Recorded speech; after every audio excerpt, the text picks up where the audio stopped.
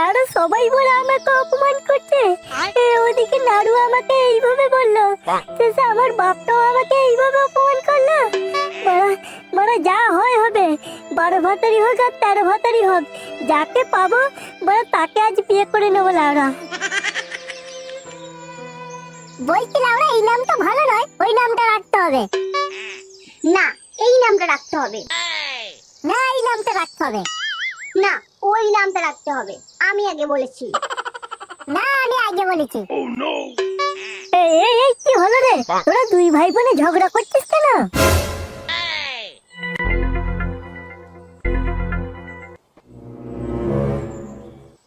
আমরা কোনো ভাই বোন নই দাদা। তাহলে? ও আমার গার্লফ্রেন্ড হয় দাদা। ও তোর গার্লফ্রেন্ড?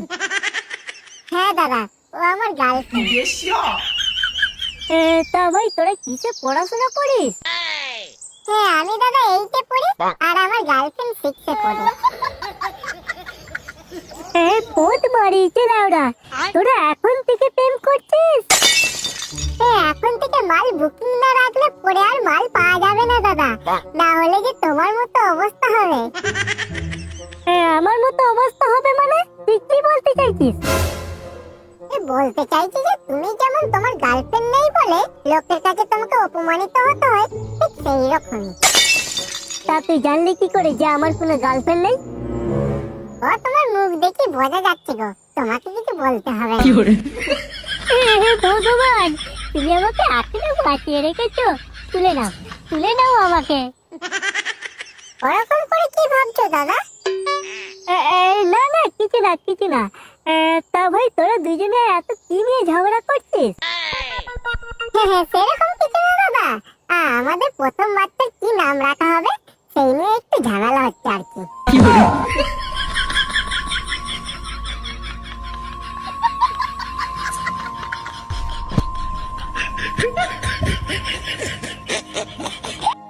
ভাই আশেপাশে কোনো নদী আছে? কেন দাদা নদীর খোঁজ করতে কেন? নদীতে ঝাঁপ দিয়ে ডুবে মরবো আমি। পাগলা চোদা আছে নাকি লাউড়া? কি লাভ এই বালের জীবন দেখে, যেখানে হাঁটুর বয়সী ছেলে মেয়েরা তাদের ভবিষ্যৎ বাচ্চার কি নাম রাখবে তাই নিয়ে ঝগড়া করছে, আর সেখানে আমি দামড়া পাটার মতো এখনো মাল জোটাতে পারলাম না। রাখবো না বড়া এই বালের জীবন, আজই আমি নদীতে ঝাঁপ দিয়ে মরবো লাউড়া। বৎস,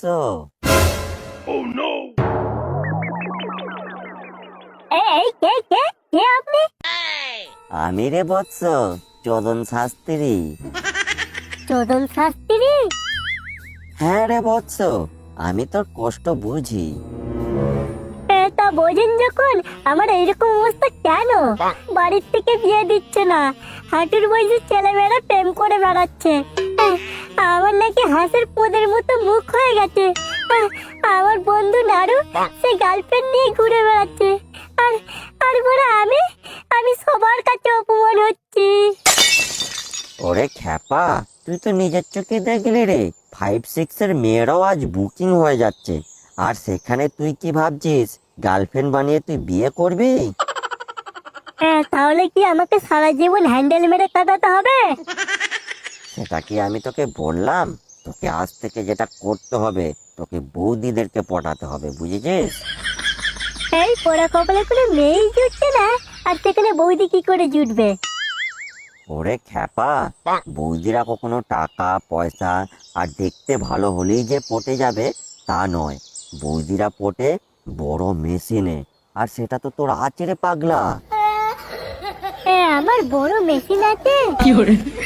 হ্যাঁ রে পাগলা, তুই নিজেই দেখ না তোর মেশিনটা কত বড়। কই দেখি তো লাউড়া। তাই তো, এর আগে আমি তো কোনোদিনও লক্ষ্য করিনি আমার মেশিন এত বড়। এবার থেকে লাউড়া আমি বৌদি পটাবো, বৌদি। এবার থেকে আমি লাউড়া বৌদি পটাবো। দেখলি তো বৎস, তোর সমস্যার সমাধান তোর কাছেই ছিল, আর সেখানে তুই রাগে দুঃখে কষ্টে তোর জীবনটা শেষ করতে যাচ্ছিলিস। ঠিক তেমনই আমাদের জীবনে অনেক সমস্যা আছে, তার সমাধান খোঁজার জন্য আমরা কি না কি করি, চারিদিক ঘুরে বেড়াই, এমনকি আমাদের জীবনটাও শেষ করে দিই। অথচ সেই সমস্যার সমাধান আমাদের নিজেদের কাছেই থাকে। একটু লক্ষ্য করলে আমরা নিজেদের সমস্যার সমাধান করতে পারি।